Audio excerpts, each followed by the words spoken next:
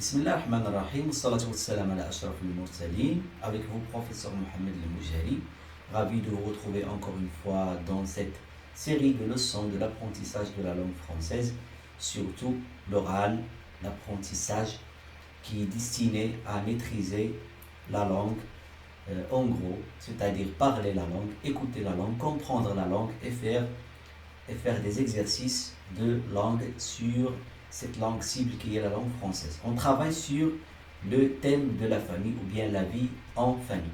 Dans cette deuxième séance, on va enchaîner sur l'exploitation du support audio que nous avons déjà écouté lors de la première séance.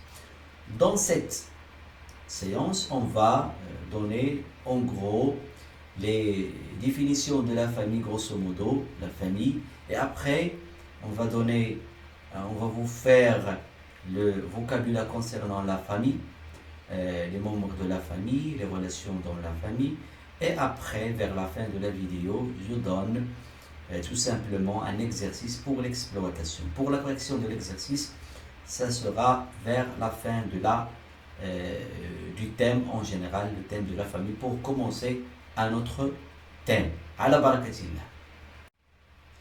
Comme vous le regardez dans ce rectangle, j'ai résumé le propos oral que j'ai déjà fait dans la séance précédente. Ici, nous avons trois grandes définitions qui développent d'une manière ou d'une autre la notion de la famille par plusieurs angles de vue.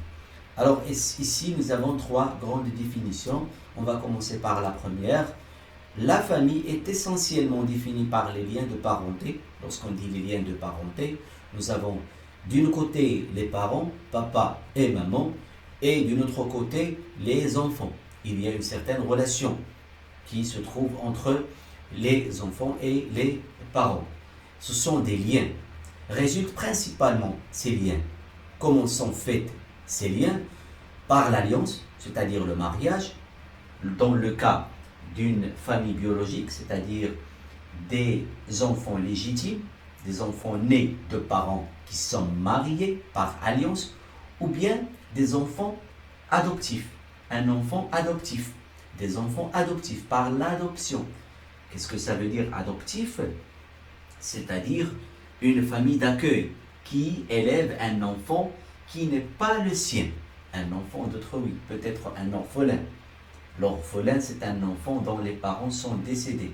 Alors une famille d'accueil décide par adoption d'élever, de s'occuper d'un ou plusieurs enfants qui ne sont pas les siens. C'est l'adoption.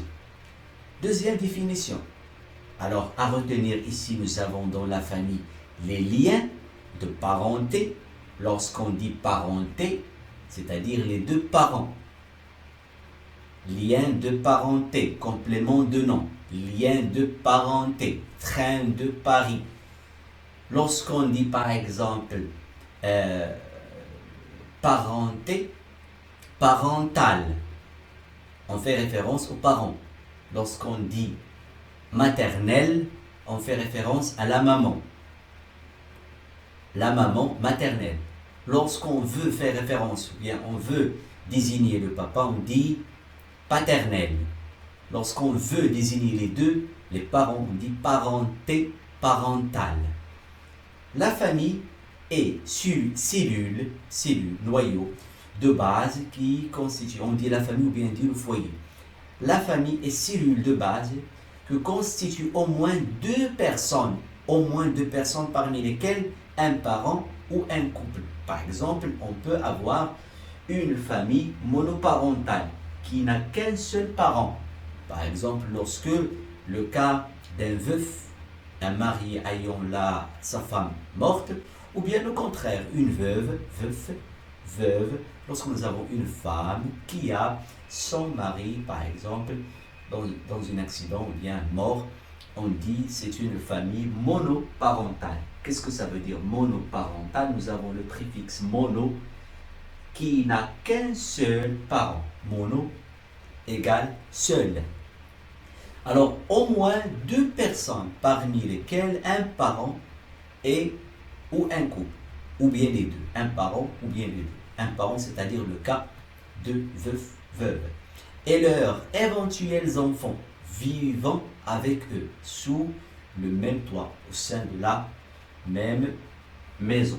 Ici, nous avons l'allusion à le sens de la famille nucléaire propre qui vit dans une maison avec leurs enfants qui sont des enfants légitimes. Quand il y a qu'un parent, on parle de famille monoparentale. On a déjà parlé de cela, famille monoparentale. La famille, ou bien le terme de la famille, est également utilisé par analogie symbolique.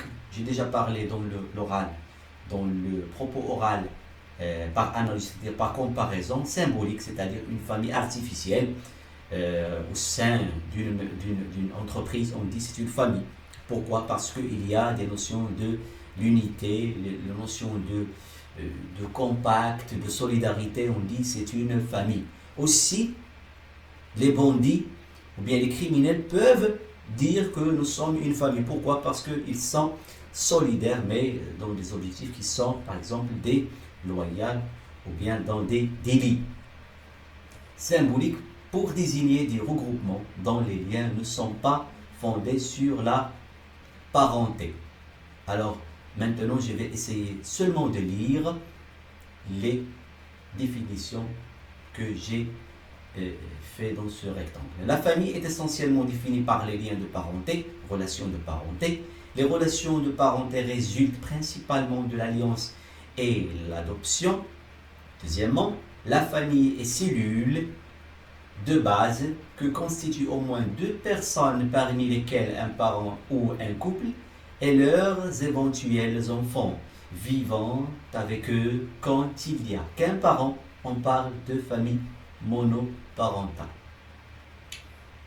Le terme famille est également utilisé par analogie symbolique pour désigner des regroupements dont les liens ne sont pas fondés sur la parenté.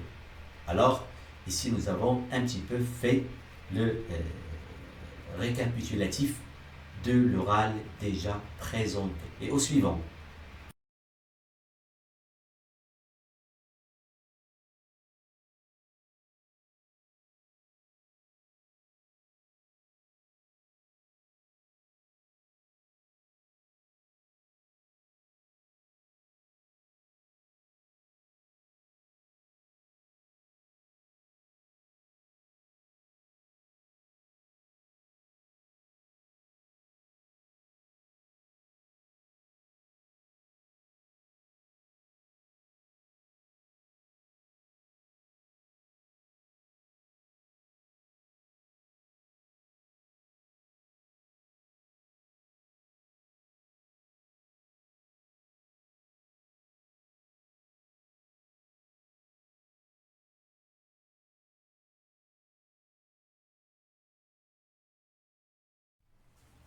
Au suivant, le vocabulaire de la famille. Nous avons la famille au complet et on va nommer les relations et les noms de ces membres de famille. Nous avons dans cette famille, voici une famille nucléaire, voici une autre famille nucléaire. Aussi, c'est une famille nucléaire, même si ne sont pas juxtaposés. Nous avons voici le grand-père, c'est le père de ce monsieur et c'est le père de cette belle jeune fille. Nous avons par exemple cette famille dite nucléaire. C'est une famille classique nucléaire où nous avons la maman et le papa et une fille et un garçon jumeaux, et le garçon ici, le fils, c'est l'aîné parce que c'est plus grand que les autres. Nous avons le papa, le père, le mari, la mariée, la maman, la mère, ou bien l'épouse, c'est la même chose. C'est le foyer ou bien c'est la famille. Ce sont des jumeaux, c'est le frère jumeau, c'est la sœur jumelle. Voici l'aîné, ce sont les enfants. En relation avec les grands-parents, ce sont les petits-fils, petites filles. Aussi, nous avons une autre famille. Pour ce garçon, c'est son oncle. C'est son oncle. Et ce sont les cousin, cousin, cousine. C'est la tante. La tante, l'oncle, c'est le frère de la maman ou bien du papa, l'oncle. La tante, c'est sa femme ou bien c'est la sœur de la maman, ça s'appelle aussi tante. Et la sœur du papa, la même chose en français. En français, c'est une tante. Faites attention, tante avec T-A-N-T-E, parce que tante avec E, c'est l'abri où vivent les nomades. On a dit des cousins, cousines. Pour ce monsieur qui est le grand-père, c'est la grand-mère. Voici le fils de ce grand-père et voici la fille de ce couple qui constitue une génération des grands-parents, les grands-parents. Nous avons ce monsieur qui est le fils de ce monsieur qui est le grand-père. Voici sa femme. Sa femme, c'est la belle-fille des grands-parents. Il va dire c'est ma belle-fille. Ou bien c'est ma bru. La bru, c'est la même chose. Aussi on dit belle-fille. Pour ce couple, il y a cette fille qui est la fille de ce grand-père et voici leur gendre. Leur gendre. Ou bien beau-fils. C'est bien. Aussi nous avons neveu. Neveu, c'est le fils de la tante. Le fils de la tante, c'est-à-dire le fils de ma sœur, c'est mon neveu. La fille de ma sœur, c'est ma nièce. Ici, nous avons un petit exercice simple et modeste concernant la famille de M. Daniel, ce garçon, ce monsieur Daniel. Te voici M. Daniel, un petit garçon, la vie en famille, et on va faire l'exercice. Ici, nous avons une génération, la famille Daniel, Ici, nous avons une autre génération. Ici, c'est la troisième génération. Alors, on a commencé ici l'exercice par Marie, numéro 1. Le numéro 1, c'est Marie. Nous avons après Monsieur Paul. Alors, essayez de recopier et désigner le nom en exploitant le vocabulaire déjà véhiculé lors de 2 séances. Cette séance est la précédente. Troisième, c'est Luc. 4, ici on va désigner seulement les noms. Et on va dire là les relations, bien la relation avec ce petit garçon qui est Daniel. On a commencé par Daniel et le petit-fils de Marie, le petit-fils, la relation entre numéro 1 et Daniel. Madame Marie, c'est la grand-mère. Pour lui, c'est la grand-mère. Et pour elle, c'est son petit-fils avec trait d'union entre petit et fils. C'est un nom composé. Composé d'un adjectif petit et un nom qui est fils. Essayez de faire l'exercice et après je vais donner les corrections, mais c'est un exercice assez simple seulement pour manipuler, essayer de faire des recherches concernant la définition, parce que le simple est difficile lorsqu'on cherche par exemple les définitions des choses ou bien les règles de grammaire concernant, ou bien d'orthographe concernant les noms composés. On va se trouver devant des difficultés, même si c'est simple de manipuler le vocabulaire de la famille. Mais ensemble, on va travailler ces choses, Inch'Allah Ta'ala. Au suivant, alors vers la fin, je souhaite que vous avez pris mes suggestions en considération et mes conseils concernant la prise de notes sur des cahiers. Essayez de noter le maximum possible pour réviser. Essayez de chercher pour bien écrire les mots.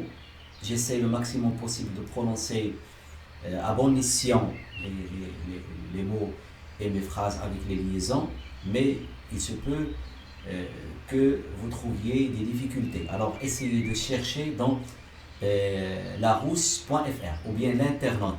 l'internaute, ou bien CNTRL, mais celui-là, ce dernier est un petit peu avancé. Pour les niveaux qui sont avancés, on peut chercher dans le CNTRL parce que c'est exhaustif. Concernant des questions, nous avons une question: quels sont les événements familiales? On dit événements familiaux, non pas familial. Les événements familiaux, parce que familial avec L, masculin singulier avec LE, féminin singulier avec LES, féminin pluriel avec AUX, masculin pluriel, on dit événements familiaux. Les événements familiaux sont la naissance, l'anniversaire, le mariage, l'acte de mariage, le divorce. Le divorce, c'est un autre acte qui est censé mettre fin à l'acte de mariage, le divorce. Le décès, c'est la mort d'une personne. Lorsque nous avons la mort du mari, la maman, la mariée devient veuve. Lorsque la maman est morte, nous avons le mari qui est le papa, c'est le veuf. Dans ce cas, nous avons une famille monoparentale. Mono, c'est un préfixe qui désigne seul, monoparental. Aussi, nous avons d'autres événements qui sont par exemple les funérailles, une cérémonie qui accompagne la mort ou bien le décès d'une personne. Je peux ajouter par exemple la famille qui partage le même nom de famille. Nous avons la notion de l'héritage, qui est l'argent, bien les biens qui sont laissés par une personne qui est morte. Le livret de famille, le livret de famille, document où se sont notés les événements familiaux, les informations concernant les membres de la famille. Je vous souhaite ici, vers la fin de cette vidéo, que vous avez accumulé le maximum possible d'idées, surtout les idées et les phrases, ainsi que le vocabulaire et les mots. Avant, je vais donner quelques proverbes concernant le thème de la famille. Tendresse maternelle, toujours se renouvelle. Tendresse maternelle, toujours se renouvelle. L'ami est l'ami, mais le frère nous est cher. L'ami est l'ami, mais le frère nous est cher. Assis sur les genoux d'une mère pauvre, tout enfant est riche. Assis sur les genoux d'une mère pauvre, tout enfant est riche. Les plaisirs de famille consolent de tout. N'hésitez pas, si vous avez des problèmes quelconques, essayez de poser les questions pour une explication ultérieure. Assalamu alaikum wa rahmatullah.